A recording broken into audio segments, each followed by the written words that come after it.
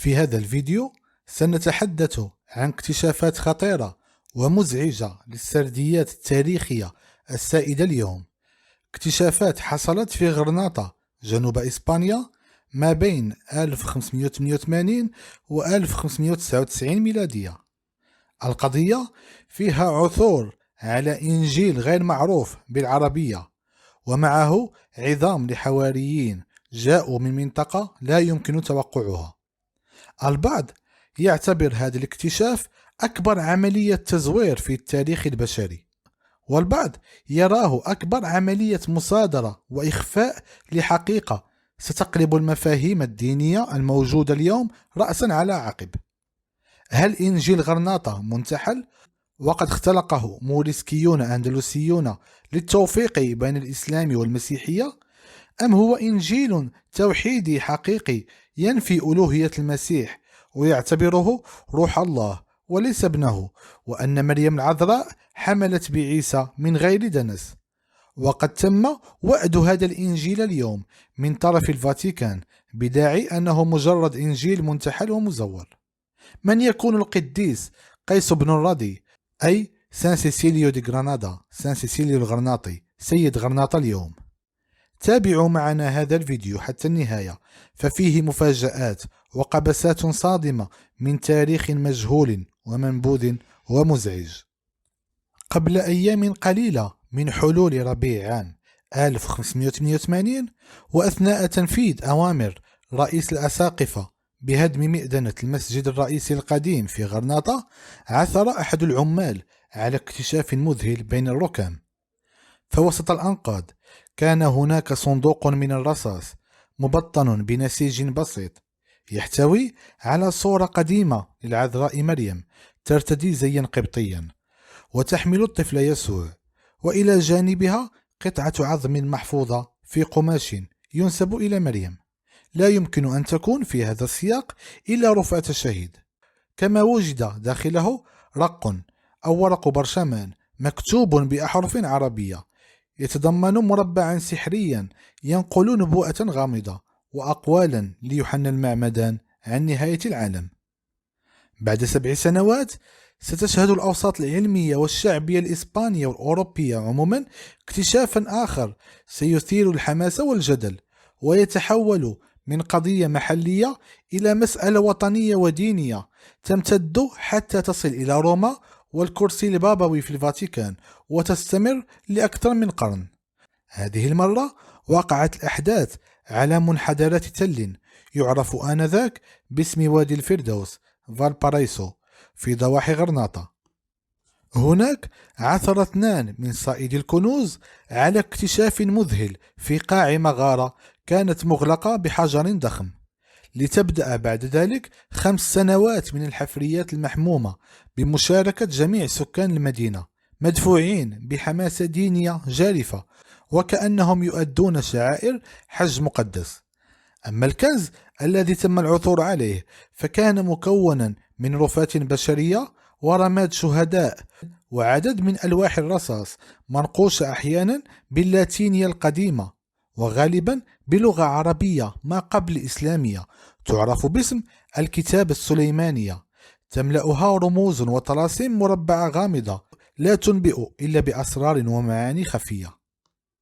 لم يكن هذا الاكتشاف ليمر مرور الكرام، وسرعان ما تحول وادي الفردوس فالبارايسو إلى اسم ساكرومونتي، أي الجبل المقدس، وهو أحد أشهر المناطق في غرناطة اليوم. منذ ذلك الحين لم تغب المواكب الدينية عن المغارات، حيث بدأت تغرس الصلبان النذرية على امتداد الطريق في مشهد يعكس مزيجا من الإيمان الشعبي والعقيدة الرسمية. وسرعان ما تم إبلاغ السفارة البابوية الكاثوليكية في إسبانيا والسكرتارية الملكية الإسبانية بهذا الاكتشاف المثير، ليتم تشكيل لجنة فاحصة من الخبراء تضم نخبة من اللاهوتيين المرموقين وعلماء مختصين، مهمتها التحقق من صحة وأصالة هذه الذخائر المكتشفة في غرناطة. ولم تقتصر الجهود على أهل اللاهوت فقط، بل استعين أيضا بذوي الدراية باللغة العربية، وبشكل خاص من جماعة المسيحيين الجدد أو الموريسكيين، وهم أولئك الذين اعتنقوا المسيحية حديثا من أصول مسلمة، والذين ما زالوا يحتفظون بفهم دقيق وخبرة لغوية عميقة بلغة أجدادهم. والمفارقة العجيبة أن الإسبان آنذاك كانوا يمنعون التحدث باللغة العربية أو كتابتها إلا على قلة من أصحاب الحظوة والاستثناء. هكذا تمت الاستعانة بشخصيات بارزة من المجتمع الموريسكي الغرناطي، من بينهم الطبيب والمترجم الموريسكي ألونسو ديل كاستيو، ألونسو القسطلي، صاحب مجموعة أمثال بالدارجة الأندلسية، والذي عمل مترجما رسميا لدى الملك فيليب الثاني. المثير أنه فيما بعد سيتم اتهام ألونسو القسطلي هذا بأنه هو من اختلق هذه الكتب وفبركها بمعية الطبيب والموريسكي الآخر ميغيل دي لونا. كما تمت الاستعانة بالشاب دييغو بيخارانو المعروف باسمه المسلم المحظور، الشهاب أحمد بن قاسم الحجري، الذي سيوثق لاحقا تجربته الفريدة كمسلم متخفي في أحد مؤلفاته بعد هربه إلى المغرب، وتحديدا إلى أزمور عبر مزاغان التابعة آنذاك للبرتغاليين.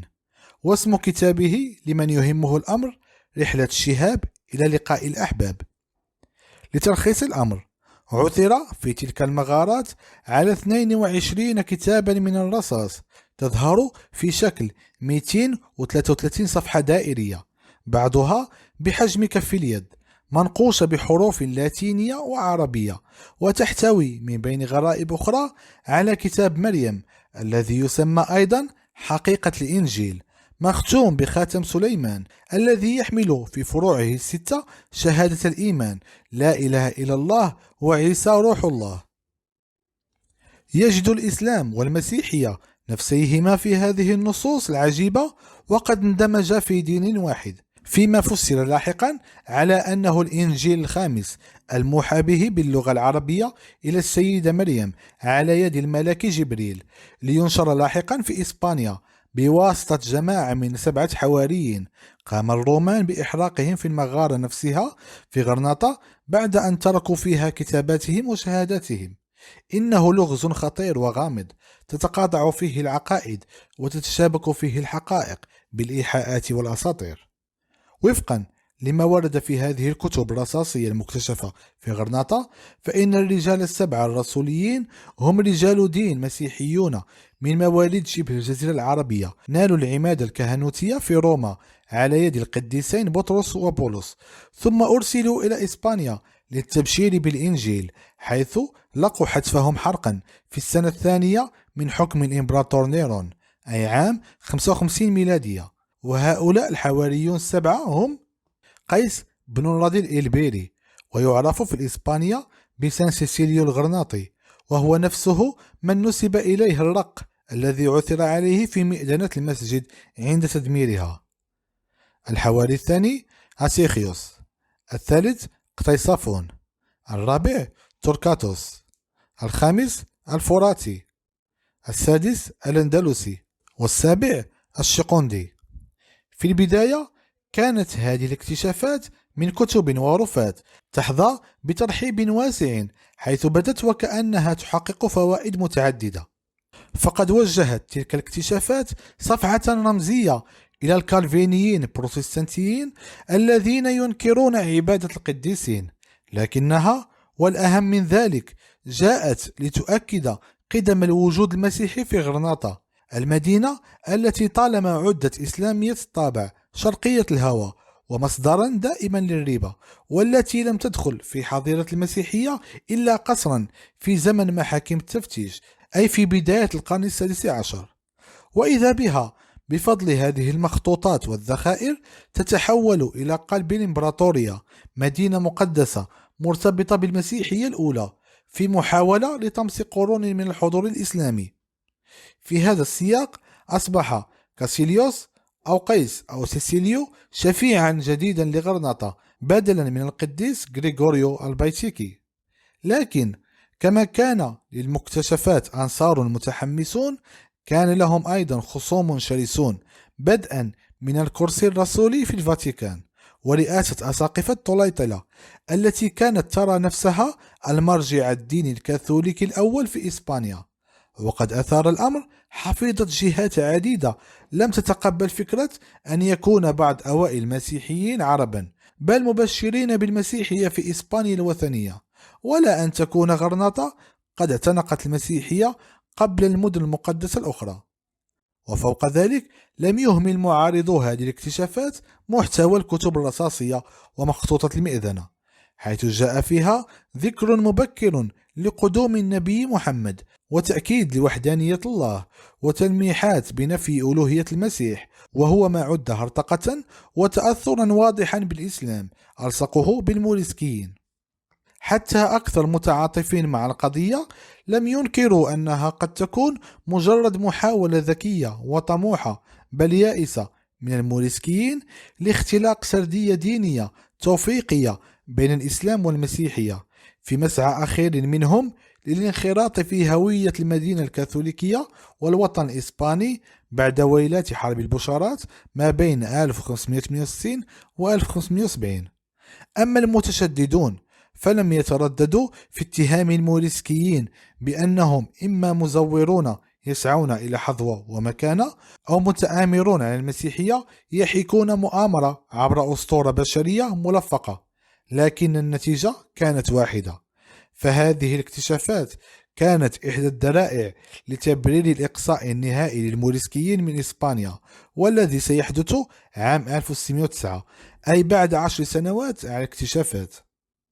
وإن كانت الذخائر قد لاقت التبجيل حيث أدرجت في مذبح كاتدرائية غرناطة باستثناء قطعة من حجاب العذراء المزعوم التي أدرجت في مجموعة الذخائر الملكية في دير الإسكوريال، فإن الكتب نفسها وصفت بالدجل والخداع ثم صدرت وأرسلت إلى الفاتيكان. وفي سنة 2000 وبعد نحو 4 قرون من إرسالها إلى روما حيث حكم عليها بأنها تزوير بشري يهدف إلى تقويض العقيدة الكاثوليكية، أعيدت هذه الكتب إلى غرناطة بيد الكاردينال راتزينغر الذي سيتولى منصب البابا عام 2005 تحت اسم بنديكت السادس عشر، لتستقر هذه الوثائق مجددا في ساكرومونتي، أي في المكان ذاته الذي خرجت منه أول مرة، وتبقى هناك كشاهد صامت على صراع الهويات وأحلام الاندماج ومرارة الإقصاء.